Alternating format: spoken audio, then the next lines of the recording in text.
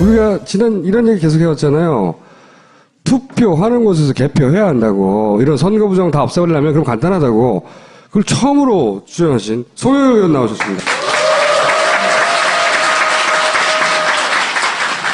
이분이 변기 정국을 열었어요. 갑자기 변기 얘기를 꺼내가지고.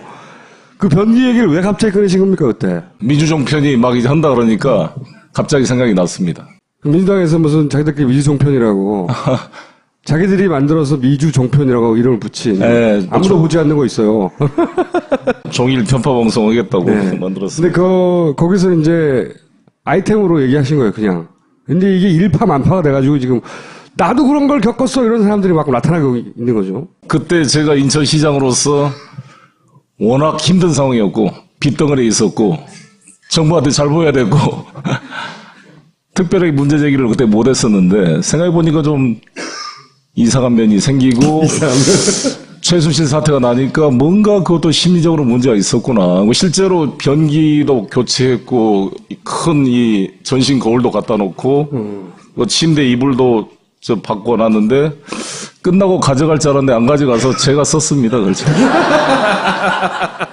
그 광역단체장의 방이에요.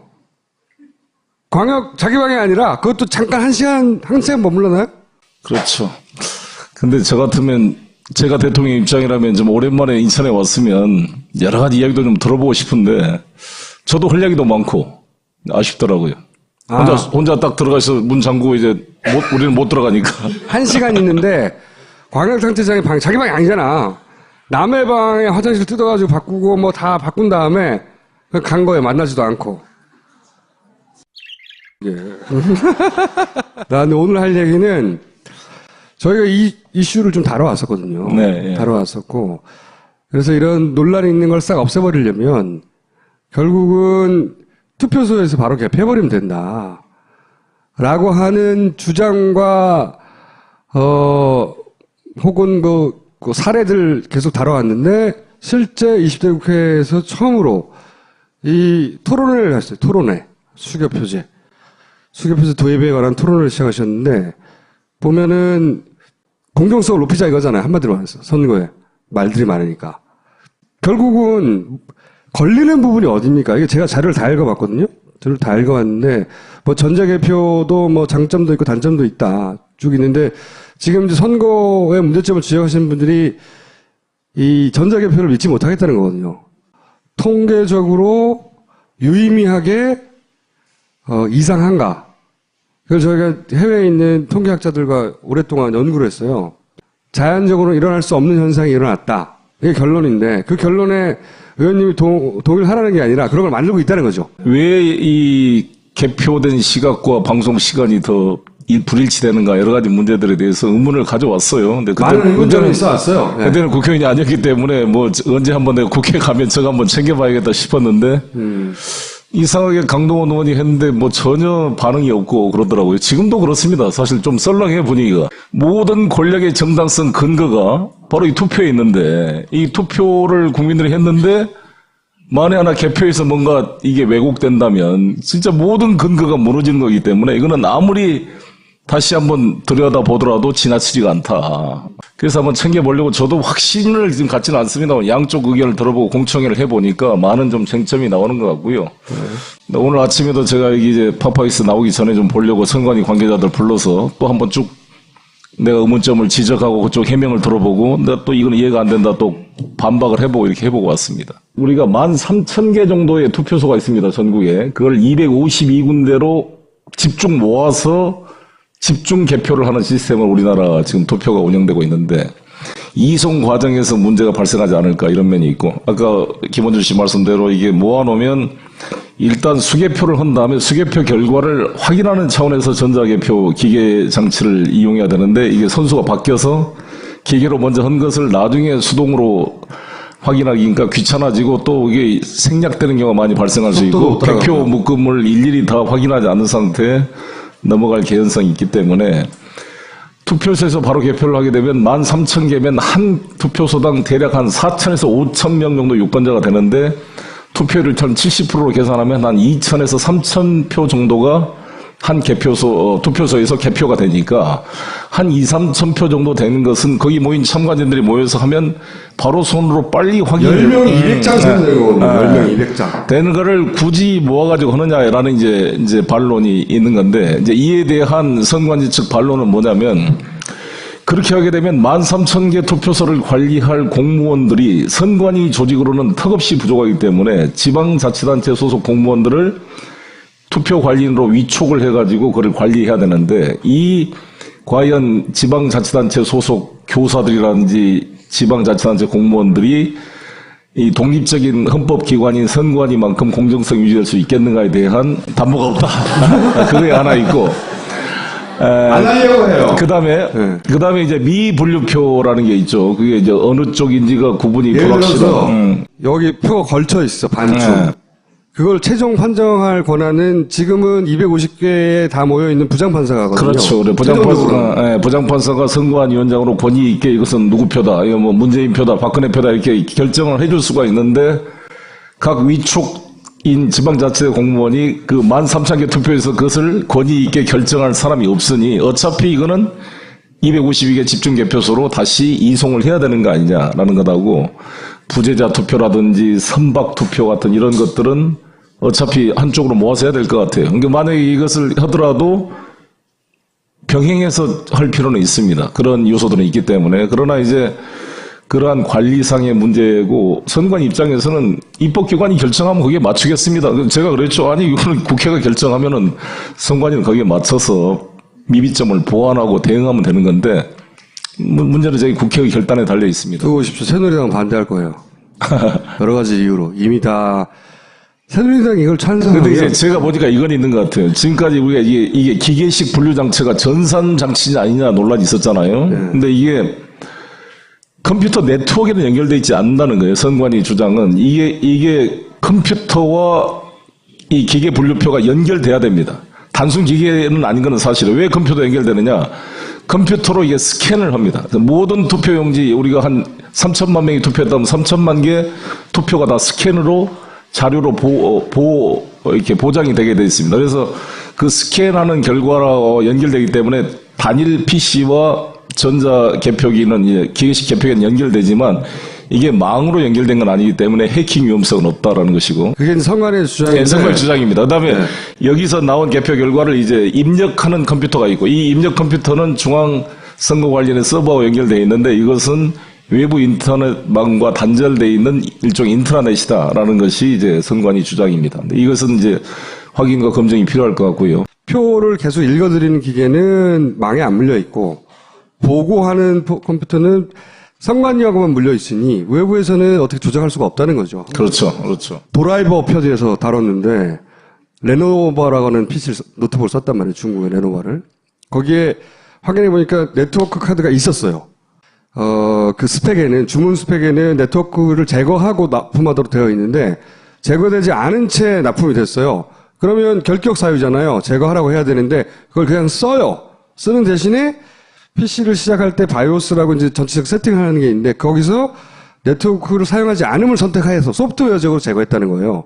그것은 아주 쉬운 프로그램 조작으로 그렇게 꺼놨지만 실제로는 켜진 상태로 유지할 수 있다라는 엔지니어들의 문제 제기가 있었고, 하드웨어적으로 제거하면 될 걸 왜 안 했냐라고 의혹을 사게. 힐러리하고 트럼프가 선거를 했는데, 힐러리가 거의 한 300만 표 정도를 이긴 거냐. 약 300만 표를 이겼는데, 아무튼 대의원 선거에서 230대 한 306인가요? 뭐 이렇게 졌는데, 근데 이제 러시아 해킹 의혹이 나왔고, CIA가 그걸 발표했고, 오바마 대통령도 러시아에 대해 경고를 하고, 이런 상황이 발생해서, 제가 생각할 때는 선관위 직원들이 무슨 최순실이 수하도 아니고, 자기가 뭐 감옥에 갈 각오로 이것을 특정 후보 편에 서서 이걸 부정행위를 했을까라고 쉽게 잘 생각이 안 되는데. 저도 그건 아닌 것 같고. 그러면 제3의 고도의 지능적인 집단이 뭔가를 해킹했거나 선관위 직원도 모르게, 그렇죠. 뭐 임대 서버에 뭘 했다든지 아니면 미리 컴퓨터를 다 빌려서 썼으니까. 그래서 지금 문제가 된 게 왜 개표 시간과 이 발표 시간, 선관위 발표 시간이 방송 시간보다 더 늦게 나타나느냐, 이 문제에 대해서 컴퓨터를 빌려 썼는데 시간 세팅이 잘못돼가지고 잘못 인쇄됐다, 이렇게 하고 있는데, 그에 대한 과오는 선관위가 인정하고 있고, 그래서 그런 계약서, 아까 말씀한 대로 와이파이와 연결돼서 외부로부터 어떤가 프로그램이 심어진다든지 뭔가 좀 성관이조차도 모르는 그런 것에 대한 그 철저한 검증이 필요하겠다 이런 생각이 들고. 저는 이런 소리 나오느니 수개표로 돌아가자. 그렇습니다. 저는 이제 5년간 대한민국의 운명을 결정할 수 있는 대통령을 뽑는 것은 좀 귀찮고 뭐가 있더라도 의혹의 소지가 없이 철저하게 우리가 확인할 수 있게 하는 것이 그 권력의 정당성을 강화시키고 또 여러 가지 분란의 소지를 없애는 거라고 생각합니다. 그 프랑스는 이렇게 투명 플라스틱 하잖아요.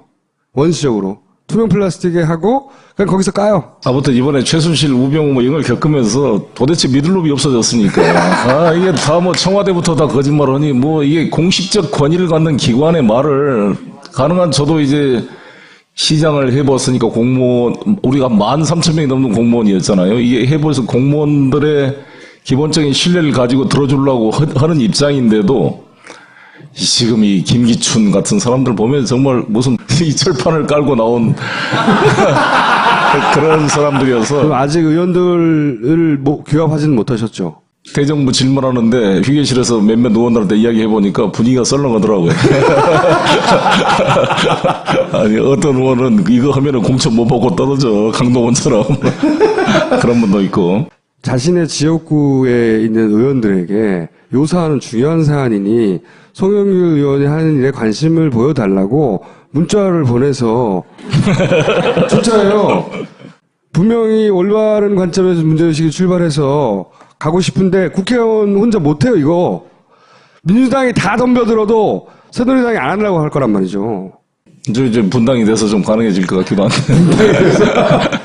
그럴 수도 있겠네. 일당이 되니까. 네. 오, 가능성 있어, 이번에. 대신 의원님은 끝까지 포기하지 말고 가능하면 이걸 밀어붙여가지고 발의시켜주세요. 새누리당이 자기들도 질 수가 있기 때문에 아마 그렇게 반대할 사안은 아닌 것 같은데, 공감대가 만들어지면. 이거 방송 보시는 분 중에 이런 운동하시는 분이나 이거 연구하시는 분들도 저한테 연락도 주시고 의원님실도 연락 주시고. 여기까지 하겠습니다.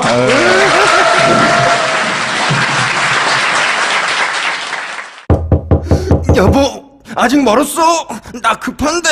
잠깐만, 세수만 하면 돼. 여보, 세수만 한다면서. 복잡하고 긴 클렌징은 이제 그만. 오래 하지 말고 리모스로 1분만 클렌징 하세요. 양쪽으로 회전하는 브러쉬가 1분 만에 확실하게 클렌징 해드립니다. 지금 딴지마켓에서 만나보세요.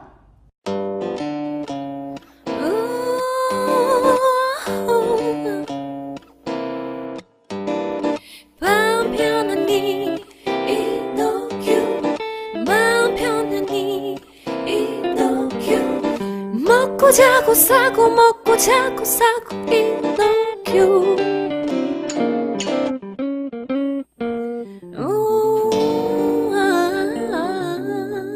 지금 딴지마켓에서 편안한 밤 이노큐를 만나보세요. 저희가 이 이슈를 좀 다뤄왔었거든요. 네, 예. 다뤄왔었고. 그래서 이런 논란이 있는 걸 싹 없애버리려면 결국은 투표소에서 바로 개표해버리면 된다.